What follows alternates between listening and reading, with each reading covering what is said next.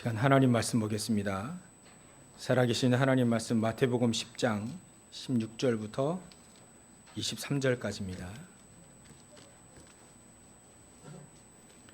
마태복음 10장 16절부터 23절까지 우리 다 같이 합독하도록 하겠습니다. 보라, 내가 너희를 보냄이 양을 이리 가운데로 보냄과 같도다. 그러므로 너희는 뱀같이 지혜롭고 비둘기같이 순결하라. 사람들을 삼가라. 그들이 너희를 공회에 넘겨주겠고 그들의 회당에서 채찍질하리라. 또 너희가 나로 총독들과 임금들 앞에 끌려가리니 이는 그들과 이방인들에게 증거가 되게 하려 하심이라. 너희를 넘겨줄 때에 어떻게 또는 무엇을 말할까 염려하지 말라. 그때 너희에게 할 말을 주시리니 말하는 이는 너희가 아니라 너희 속에서 말씀하시는 이 곧 너희 아버지의 성령이시니라. 장차 형제가 형제를 아버지가 자식을 죽는 데에 내주며 자식들이 부모를 대적 죽게 하리라. 또 너희가 내 이름으로 말미암아 모든 사람에게 미움을 받을 것이나 끝까지 견디는 자는 구원을 얻으리라. 이 동네에서 너희를 박해하거든 저 동네 피하라. 내가 진실로 너희에게 이르노니 이스라엘의 모든 동네를 다 다니지 못하여서 인자가 오리라. 아멘. 우리 지난주에는 12 제자를 예수님께서 부르시고 더러운 귀신을 쫓아내며 모든 병과 모든 약한 것을 고치는 권능을 주시고 했죠. 그리고 잃어버린 양들에게 가라. 갈 때 천국이 가까웠다 해라. 그리고 갈 때 아무런 염려하지 말고 여벌 옷 또 여벌 신발이나 돈도 들고 가지 마라. 차라리. 심지어 왜냐하면 복음을 증거하는 자들에게 하나님은 책임지신다는 거죠. 그리고 오늘 이렇게 얘기를 하셨습니다. 그 복음을 들고 갈 때 반드시 고난이 있을 것이다. 당연히 우리가 당연히 고난이 있을 것이다 이 말을 우리가 실수해가지고 어려움 당하는 여러분들 실수해가지고 지금 감옥소에 앉아 있는데 이 고난을 하나님이 주신 거 감사합니다. 그런 기도 되겠지만 그런 기도가 아닙니다. 그런 종류의 고난을 말하는 게 아니고 진짜 빛 대신 그 그리스도를 내 마음속에 간직하고 그 복음을 증거할 때는 고난이 올 수밖에 없다는 겁니다. 왜냐하면 세상이 사단에게 잡혀 있기 때문에 세상 정치, 경제, 문화 속에 들어가 보면 하나님은 없답니다. 대학 현장에 저 학문 속에 들어가면 하나님은 심지어 이래야 합니다. 신도 만들어졌다. 우리가 만든 거다. 그렇게 표현을 합니다. 신은 없는데 그런 거는 우리의 신념 속에 만들어진 존재지 사실 있는 형상은 아니다. 사실 없는 거다. 그러면서 뒤에 말을 합니다. 봤냐? 합리적으로 얘기해봐라. 봤냐? 증거 있냐? 천국 가봤냐? 뭐 그렇게 다들 얘기를 합니다. 근데 영적인 세계를 그들이 몰라서 그렇죠. 중국도 사실 유물론 물질 중심의 사회생활을 하고 있지 않습니까? 제가 상해를 가봐서 2004년도에요. 상해를 가봐서 거기에 상해에 우리나라 연대 정도 되는 고려대나 이런 정도의 대학이 복단대입니다. 복단대라고 하는 대학이 있는데요. 이 대학 안에 이제 전도하러 들어갔습니다. 우리가 이 팀이 이제 선교 팀이 가서 이제 전도하러 들어가서 이제 전도를 딱 하는데요. 어떤 한 학생이 열심히 공원 앞에서 학교 안에 어마어마 크니까 학교 공원 안에서 이제 열심히 공부하고 있더라고요. 그래서 제가 말이 안 통하기 때문에 같이 가신 분들 중에 말 통하는 분들하고 이제 그분 평신도고 제가 이제 전도사였기 때문에 같이 이제 들어갔어요. 같이 얘기를 했습니다. 알고 보니까 이 친구가 의대예요, 의대. 그 뛰어난 대학의 의대. 참 엘리트구나 이 친구. 장차 엘리트가 되겠구나. 그러고 나서 이제 얘기를 합니다. 이제 복음을 증거하는 거죠. 제가 말이 안 통하기 때문에 전도지를 들고 왔어요. 거기에 중국말 나오고 그 밑에 복음 메시지가 우리 한국말로 써 있고. 그래서 제가 말을 하면 중국어 이거를 이제 손으로 따라 읽도록 했습니다. 그리고 거기에 나와 있지 않는 내용은 이제 통역 비슷하게 이렇게 해가지고 대화를 하게 되는데 복음을 들어보겠냐 그랬더니 들어보겠다는 겁니다. 그래서 복음을 얘기했습니다. 우리 인간이 하나님의 형상으로 창조되었는데 하나님이 떠났다. 그 다음부터 우리에게 모든 문제가 다 일어나게 됐다. 첫 번째로 우리 인간이 하나님을 떠나고 이 사단에게 종이 되어지고 그래서 저주 재앙을 당할 수밖에 없다. 그것은 우리가 원하지 않든 원트는 원하지 않든 어쩔 수 없이 당하는 고난과 저주와 재앙이다. 그 증거로 우리는 우상을 숭배할 수밖에 없고 이제 불신자 상태 얘기하는 겁니다. 지금 우상을 숭배할 수밖에 없는 존재로 사단의 종으로 그래 하면서 정신 문제, 육신 문제 이리 하면서 정신 문제에 귀신 들린 부분들을 얘기하기 시작해요. 그래서 우리는 어쩔 수 없이 귀신의 종이 될 수밖에 없다. 사단의 종이 될 수밖에 없다.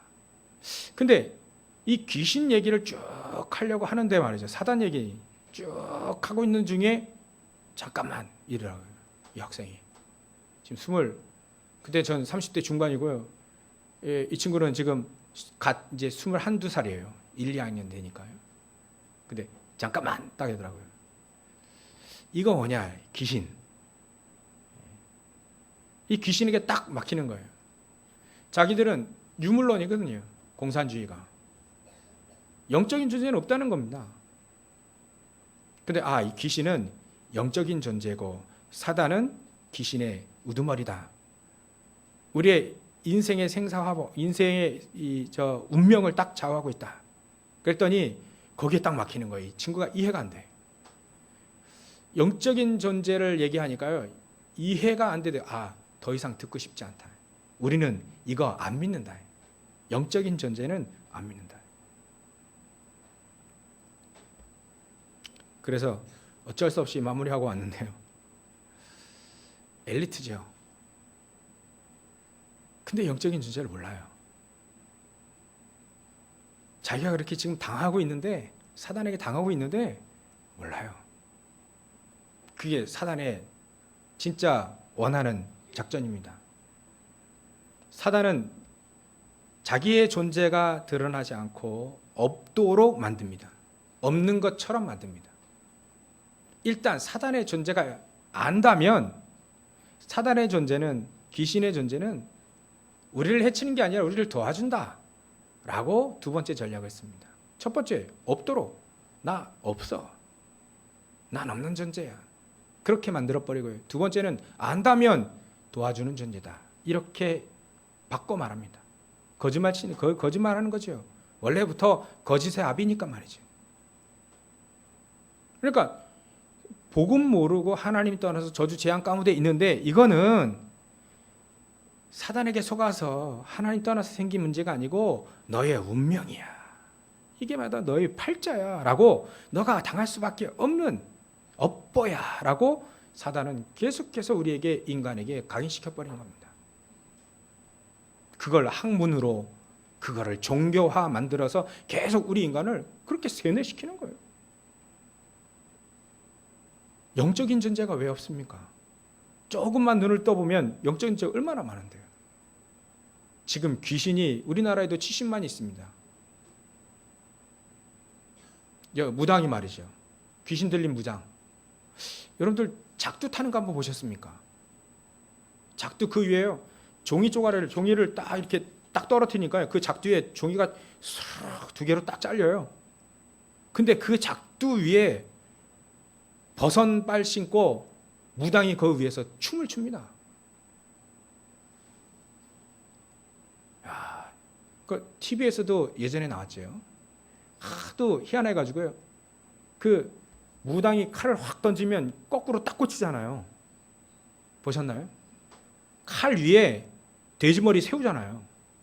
이거를 과학자들이 이제 실험자들이 이제 어떻게 하든지 칼 위에 돼지머리 세웠어요. 세우긴 세웠습니다. 이거는 우리가 할 수 있다. 근데 이것만은 못하는 겁니다. 작두 위에 무당이 춤을 춘다니까요. 그 어떻게 과학적으로 어떻게 설명하겠습니까? 귀신에게 쭉만 하면요 어마어마한 능력이 나타납니다. 그 중에. 근데 귀신 들린 무당이 70만에 있고 저 일본에는 귀신 800만이 있고요 말이죠. 저 티벳 거기는 뭐 1억이 넘는다네. 막 귀신이 가득한 겁니다. 이런 영적인 주제를 우리가 인정을 하지 않으면 우리가 알 수 없는 의문과 문제가 너무나도 많습니다. 우리 인간이 왜 갑자기 어느 날 재앙이 닥쳐오는데 왜 오는지도 몰라요. 공부 열심히 해가지고 성공을 향해서 막 지금 가고 있는데 영적 문제라고 하는 게 왜 당하는지 모릅니다. 어느 날 갑자기 자녀들이 정신이 돌거든요. 어느 날 갑자기 승승장구하면서 막 나가는데 자녀들이 문제가 와요. 자신에게 문제가 와요. 알 수 없는 문제가 옵니다. 그래서 이런 현장에 보면 하나님이 없다라고 얘기해요. 영적인 세계는 없다라고 얘기를 합니다. 그러니까 문제가 더욱더 가중될 수밖에 없습니다. 전에도 말씀드렸지만 성경에는 단 한 가지 사실을 얘기하고 있습니다. 예수 그리스도를 믿으면 구원 얻는다. 이게 성경이 말하고 있는 가장 핵심적인 내용이에요. 그거 하나로도 충분합니다. 근데 66권으로 이렇게 많은 부분들을 우리에게 허락하신 이유가 말이죠. 그 예수 믿으면 구원받고 끝나는데 안 믿는다는 겁니다. 사회 이런 문제 저런 문제, 개인의 이런 문제 저런 문제, 국가의 이런 문제 저런 문제, 여러 가지 문제를 인하여서 자꾸 하나님이 없다라고 얘기해요. 괜히 그 눈만 자꾸 막아버리는 겁니다, 사단이. 그래서 하나님은 모든 사회, 모든 국가, 모든 개개인이 다 다를지라도 단 한 가지의 사실, 하나님을 떠난 인간은 행복할 수 없다는 거예요. 그래서 그 하나님을 만날 수 있는 단 한 가지의 길, 그리스도를 말하실 수밖에 없는 거예요. 왜 우상을 숭배하지 말라 하느냐? 왜 재물을 빚제 먹지 말라고 하느냐? 왜 안식일을 지키라고 하느냐? 왜 도둑질을 하지 말라고 하느냐? 왜 저 종교에 빠지지 말라고 하느냐? 단 한 가지입니다. 행복할 수가 없어요. 영적 문제만 계속 가중이 됩니다. 구원을 얻을 수가 없어요. 우리가요, 우상 숭배하면 구원 얻을 수가 없죠. 근데 엄밀히 따지면 우상 숭배 안 해도 구원 못 받습니다. 우리 인간이요, 음식 이것저것 막 먹지요. 성경에 금하라는 음식도 많이 있습니다. 근데 그 음식을 먹으나 안 먹으나 예수 믿지 않으면 구원받지 못합니다. 성경에는 우리 육신적으로도 말이죠, 간음하지 마라, 이혼하지 마라, 이런 얘기를 합니다. 그럼 이혼 안 하면 천국 갑니까? 이혼하면 지옥 갑니까? 그런 차원의 문제가 아닙니다. 하나님 모르고 그렇게 속으면 계속 영적 문제가 계속 온다는 겁니다. 영적 문제, 영적으로 오는 문제, 하나님 떠나서 오는 문제인 거예요. 그 문제가 해결할 수 있는 단 하나의 방법은 단 하나밖에 없습니다. 그리스도 예수 믿는 것밖에 없어요. 그 참되신 그 그리스도 예수를 믿게 되면 이제 장차 우리 삶 속에 문제가 올 수밖에 없다는 거죠. 고난이 올 수밖에 없습니다. 왜? 세상에는 하나님 없다 하거든요. 그럼 뭐 예수 믿어서 뭐 하려고? 종교는 사람들이 나약한 인간이 갖는 그거밖에 없다. 원래부터 나약한 인간이 자기 자신을 지키지 못하고 종교를 찾아서 기여하고 막 그러는 거다. 원래부터 나약한 세포가 가득한 인간이 원래 종교 찾아가는 것이다. 그렇게 얘기합니다.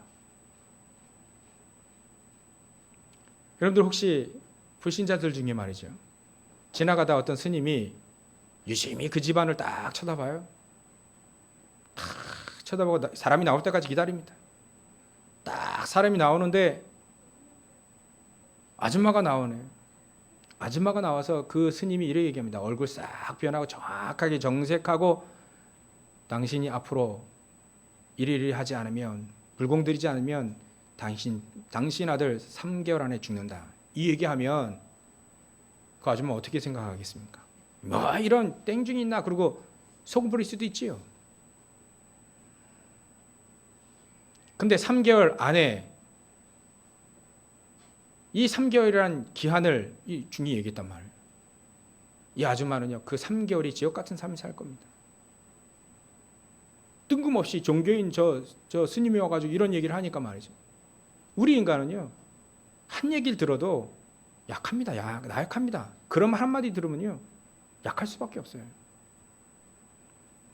어떤 시어머니가 그런 얘기 있지 않습니까? 어떤 시어머니가 점을 쳐봤는데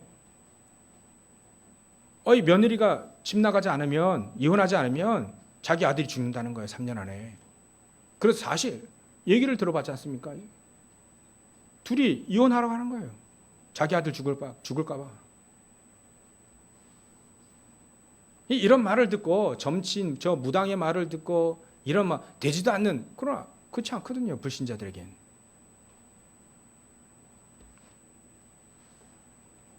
이런 세상의 사람들을, 불신자들이 이런 삶을 살고 있습니다. 사실적으로. 그 세상에 하나님이 없다 합니다. 그래서 우리가 하나님을 믿게 되면, 하나님이 없다라고 하는 세상에서 진짜 하나님을 믿게 되면 당연히 고난이 있을 수밖에 없습니다. 그때 염려하지 마라, 이렇게 얘기하시는 거예요. 예수님이 모든 권한, 권능 다 주시고 너희들이 진짜 복음을 들고 나가면 고난이 있을 것이다. 장차 너희를 공회에 넘겨주고 법정에 세우고 회당에서 책짓질하고, 예수 믿는다는 이유로 말이죠. 지금도 있지요. 예수 믿는다는 이유로 총독들과 임금들 앞에 끌려갈 것이다.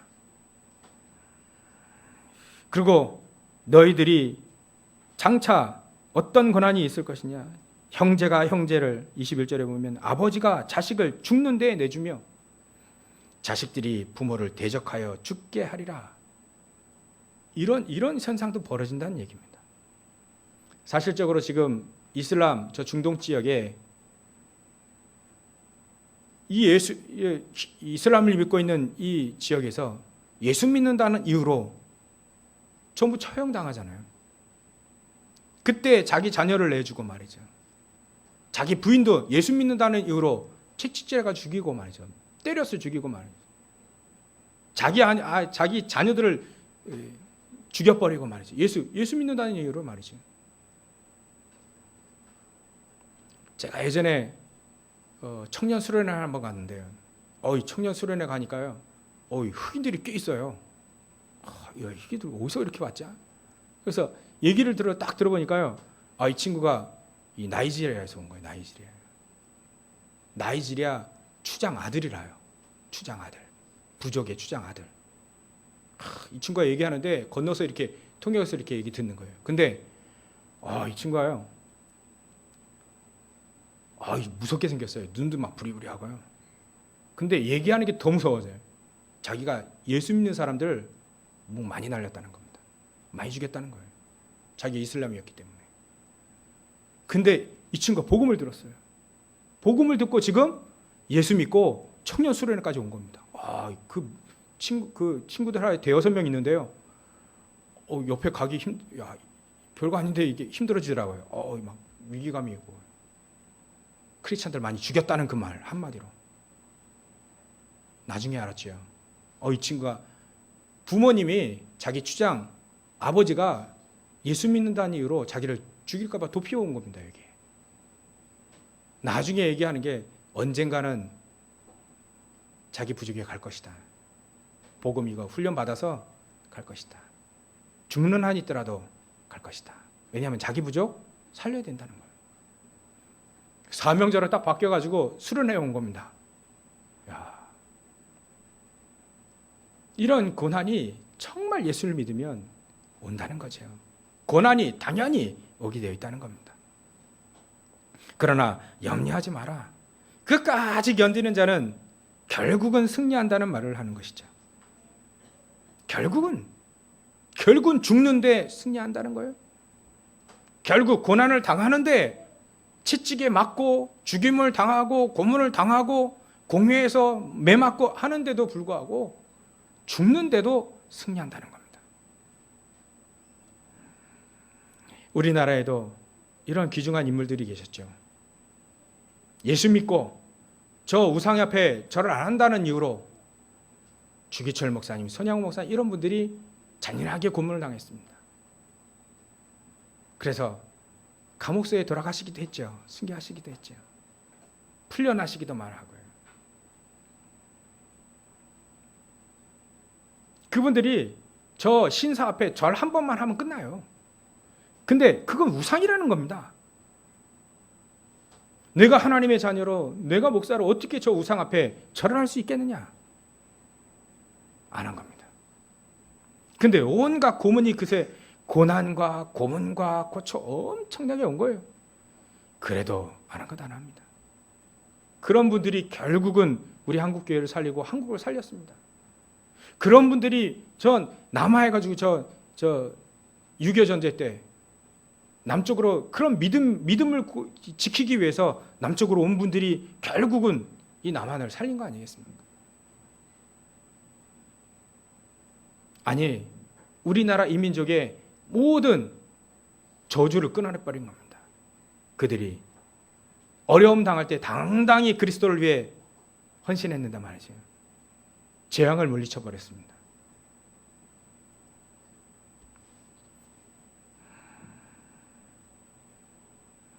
우리가 오늘 하나님은 우리에게 이렇게 얘기하십니다. 진짜 너희들이 복음을 믿고 그 복음을 증거하려면 고난이 있을 것이다. 그러나 염려하지 마라. 내가 너와 함께 할 것이다. 내가 능하신 손으로 내가 너를 붙들 것이다. 그래서 하나님 우리에게 저 세상 사람들은 전혀 알지 못하는 성령의 역사, 보이지 아니하는 천군 천사들의 역사, 하나님께서 역사하시는 그 성령의 역사를 우리에게 가르쳐 주시는 겁니다. 이에 성령 하나님은요, 요한복음 14장 16절부터 27절에 이렇게 되어 있습니다. 우리와 함께 하시고 때로 우리를 가르쳐 주시고 그 진리의 영이 우리를 가르쳐 주시고 우리를 보호해 주시기도 하고 말이죠. 우리에게 은혜로 역사하시는 그 성령이 계시다 하는 거예요. 예수님이 미리 얘기하신 것이죠. 고린도전서 3장 16절에 보면 이 성령 하나님께서 우리 안에 계실 것이다 약속을 하셨습니다. 요한일서 2장 20절부터 27절에 보면 결국은 이 성령 하나님께서 우리를 지혜롭게 만들고 또 우리에게 가르쳐 주시고 말이죠. 참되고 거짓이 없으신 그 성령 하나님이 우리의 친히 가르쳐 주실 것이고 그대로 그 안에 거하라. 이렇게 얘기하고 있습니다. 이 성령의 역사는 불신자들은 전혀 알 수 없는 그런 역사입니다. 근데 성경에 나와 있는 모든 믿음의 영웅들은 전부 다 이 성령의 역사를 체험했다는 겁니다. 아, 성령께서 역사하시는구나. 때로는 위기 가운데 구원해 내시기도 하고요. 때로는 그 위기 속에 죽게도 하시고 말이죠. 스데반은 이 복음을 증거하고 다음 대의 저 유대인들을 향해서 복음을 증거하고 돌에 맞아 순교했습니다. 그러나 다니엘과 세 친구는 사자굴에서 건짐을 당하기도 했죠. 불 속에서 건짐을 당하기도 했습니다. 어렸을 때 깐난장이 때 눈이 멀어서 소경이 되었던 크로스비는 나는 평생 눈 안 뜨기를 원한다. 어려움이 있는데 말이죠. 눈만 뜨면 참 그 어려움 당장 해결할 수도 있는데, 근데 나는 전에는 눈 뜨기를 원했는데 이제는 눈 안 뜨기를 원한다. 이렇듯 성령의 역사를 체험한 인분들이 하나님이 나와 함께 하시는 그 축복을 체험했다는 얘기입니다. 그 어떤 것보다도 나와 함께 하시는 하나님을 체험하고 나니까 다른 것은 별로 중요하지 않다라고 고백을 하는 것이죠. 그래서 다윗은 가장 어려울 때, 도망다니고 가장 어려울 때, 여호와, 나는 오직 여호와 한 분만으로 나는 만족하다. 지금 노예로 끌려가는데 이 요셉이 여호와께서 함께 하심으로 라고 되어 있으니까요. 이 요셉에게는 걱정과 근심, 도망, 원한 이런 단어는 요셉에게 해당되지가 않습니다. 왜냐하면 여호와께서 함께 하심으로. 얼마나 힘들겠습니까?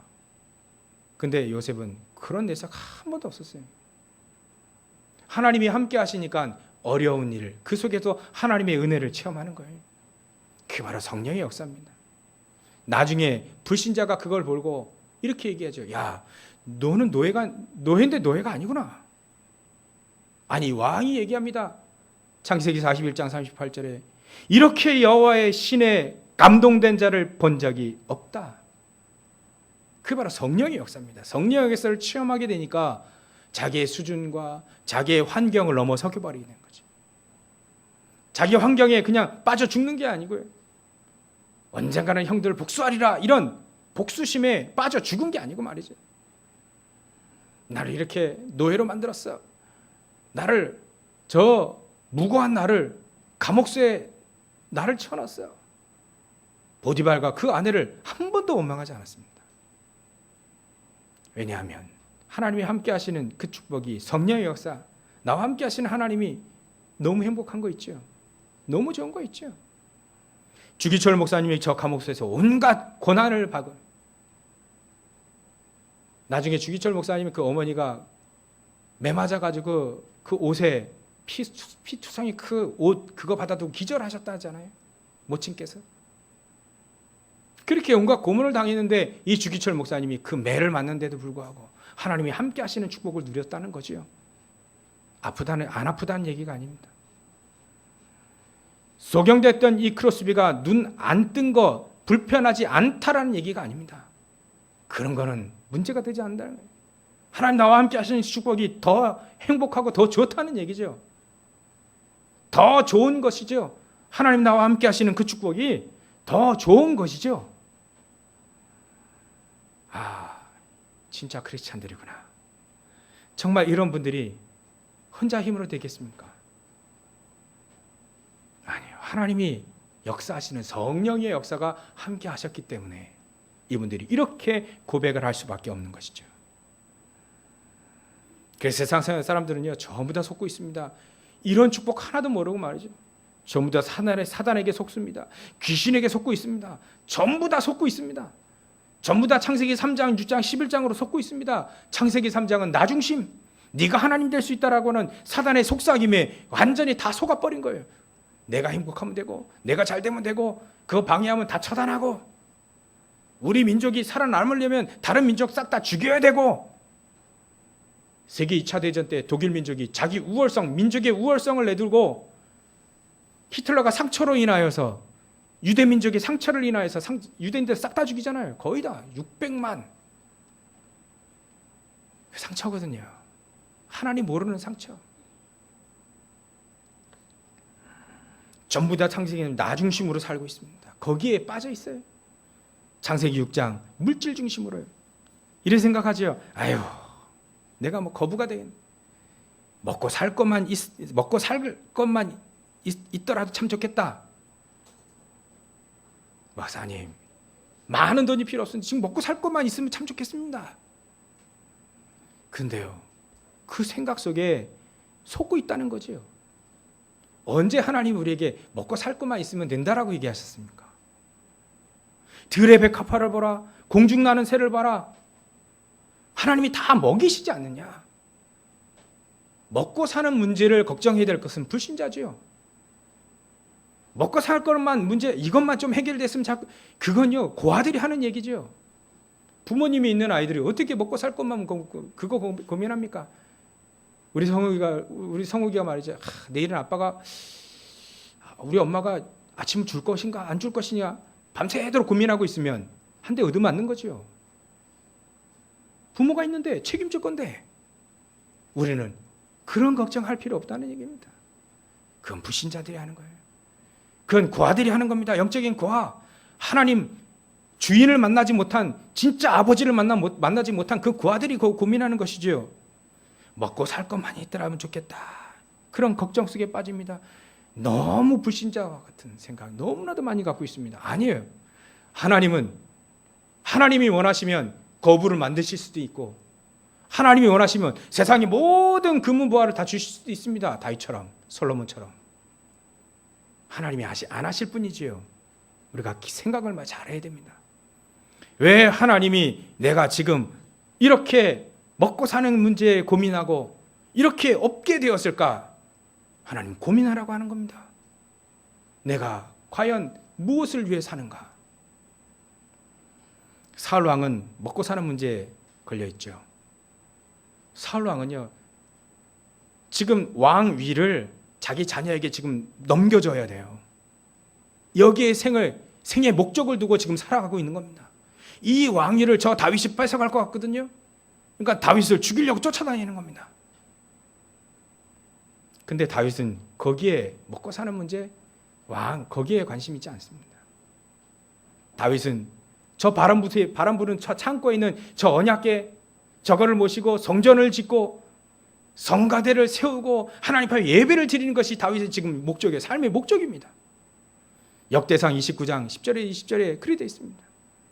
이 성전을 만들기 위하여 모든 재물을 다 모았어요. 백성들에게 다 권고해가지고 헌금을 해라. 자기도 말이죠. 모든 왕으로서 여태까지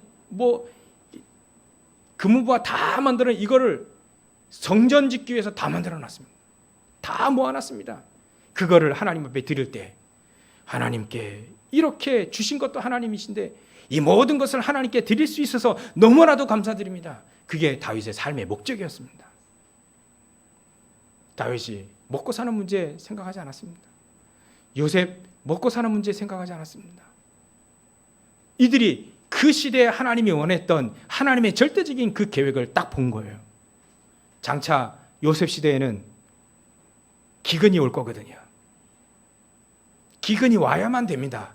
왜냐하면 애굽에 복음이 증거되어져야 되고 애굽 통하여서 이제는 전 세계가 복음이 증거되어져야 되는데 그 현장에 지금 요셉 보내서 기근을 보내고 그래서 전 세계에 기근이 오면 쌀을 팔아서 복음을 증거해야 되는데 이런 하나님의 계획을 요셉이 알고 있었다는 거예요.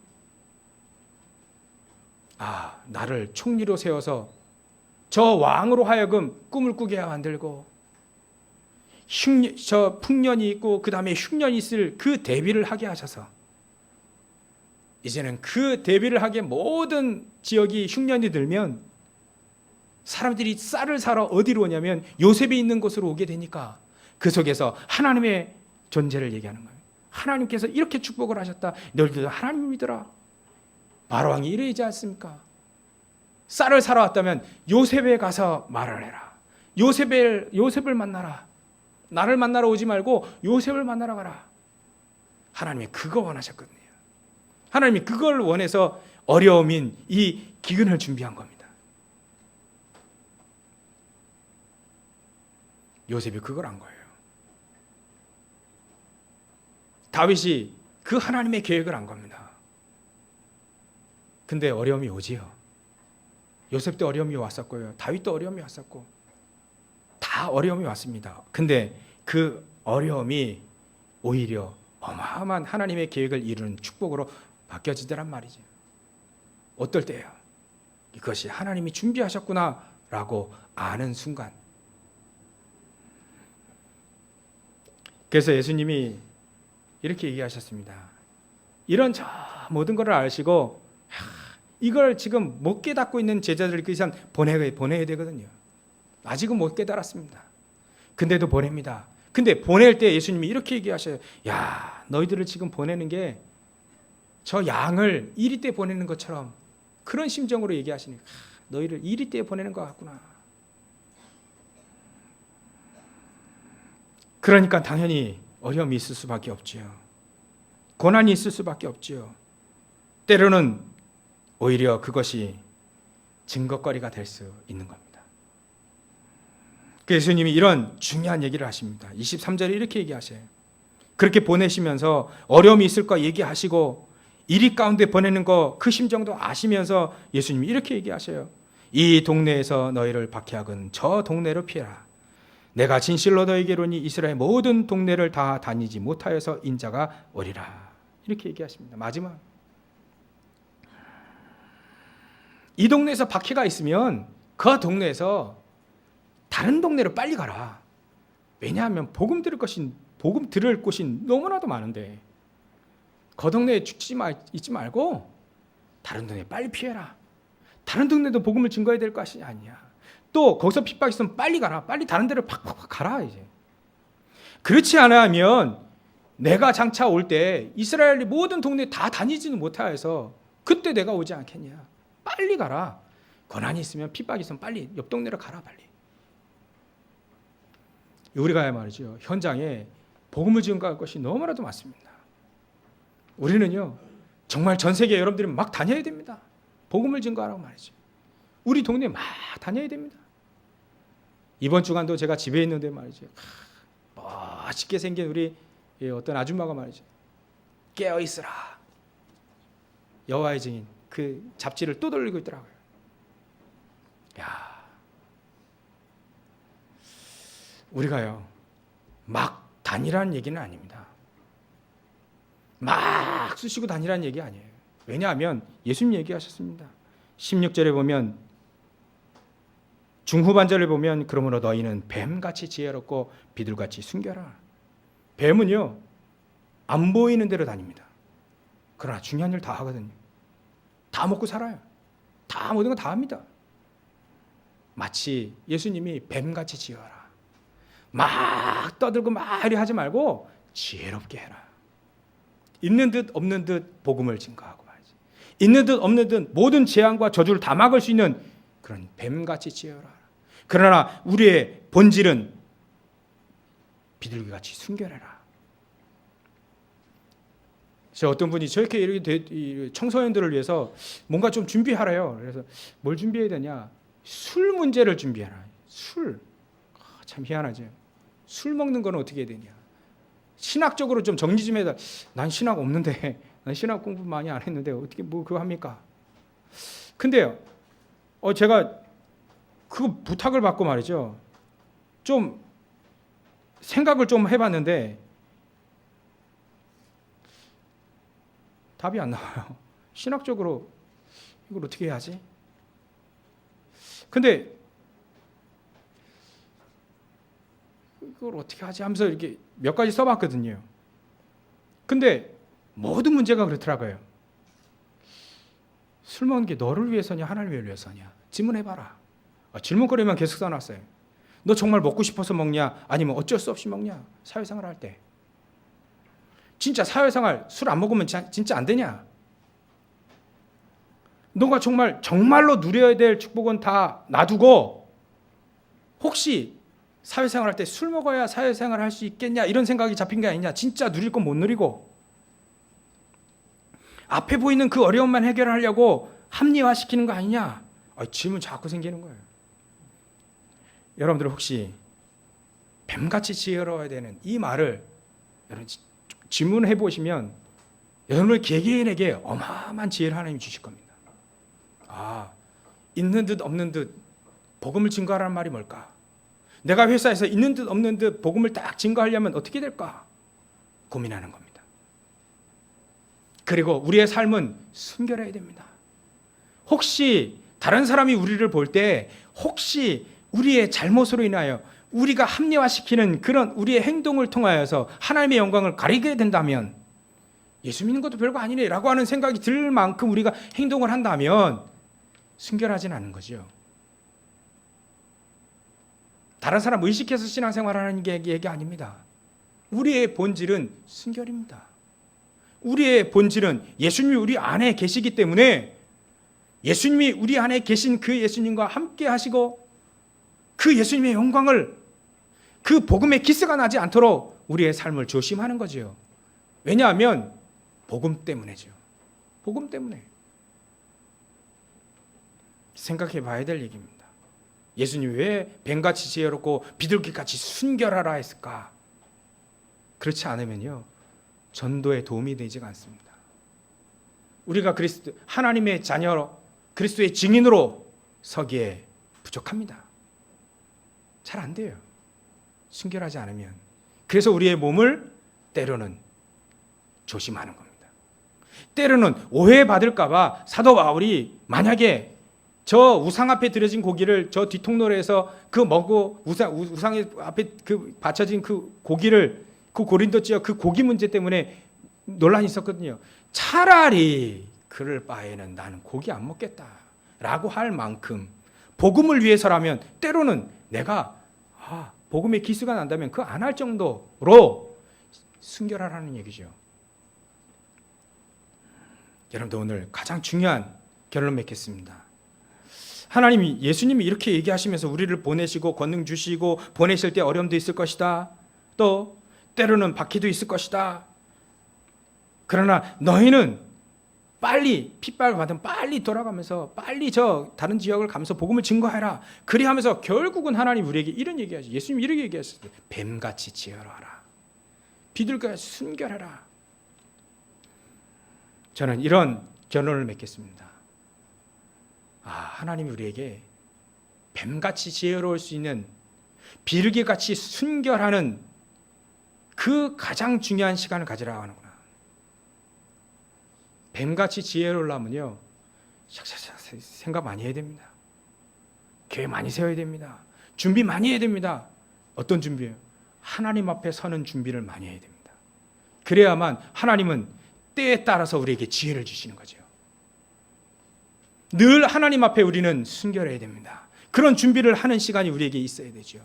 세상에 이런 어려움이 올 때, 이런 유혹이 올 때 나는 복음만을 위해 살 것이다 라고 하는 때로 우리 심령 속에 가장 중요한 준비가 우리가 있어야 돼요. 그 시간이 가장 행복한 그 시간이 여러분들에게 있으시기 바랍니다. 나는 때에 따라서 이렇게 행동하고 저렇게 행동하고 예수님도 술 하셨다. 나도 술 먹어네. 성경이 술 취하지 말라고 했지 술 안 먹으라 했냐. 합리화시키지 마시고 좀 때로는 내 삶, 우리의 삶을 때로는 하나님 앞에 어떻게 하면 복음을 위하여 기스가 나지 않도록 하나님의 영광에 기스가 나지 않도록 우리가 하나님 앞에 정말 순결한 시간 하나님 앞에 내 삶을 온전히 우린 부족하기 때문에 드리는 그 시간이 정말로 행복하다면 하나님은 요셉처럼 다윗처럼 하나님의 놀라운 하나님의 계획을 볼 수 있는 눈이 열려질 줄 믿습니다. 그리 되면 어떤 어려움이라도 전혀 상관이 없게 되죠. 오히려 그 어려움이 하나님의 영광을 드러내는 가장 중요한 시간으로 축복으로 바뀌어질 줄 믿습니다. 이 시간을 여러분들에게 하루 한 번이라도 반드시 하나님 앞에 서는 그런 시간이 있으시고 이 축복을 누리시는 저 여러분들 되시길 주의 이름으로 축원합니다. 기도하겠습니다. 하나님께 감사와 영광을 돌립니다. 저 세상 현장의 사단은 우리를 계속 속입니다. 자기 합리화를 시키고 너를 위해 살고 물질을 위해 살고 성공을 위해 살라고 합니다. 세상 그렇게 가르치고 우리에게 각인시킵니다. 하나님. 그러나 우리는 하나님의 영광을 위해 살 수 있도록 주님께서 힘과 성령으로 충만하게 역사해 주시옵소서. 늘 하나님 앞에 서는 코람대회의 그 시간을 가질 수 있도록, 그 시간을 놓치지 않도록 주님께서 역사해 주시옵소서. 그 시간을 통해서 하나님의 그 절대적인 계획을 바라볼 수 있는 최고의 시간을 놓치지 않도록 주님께서 역사해 주시옵소서. 감사와 영광을 돌리며 하신 예수님의 이름으로 기도 올리옵나이다.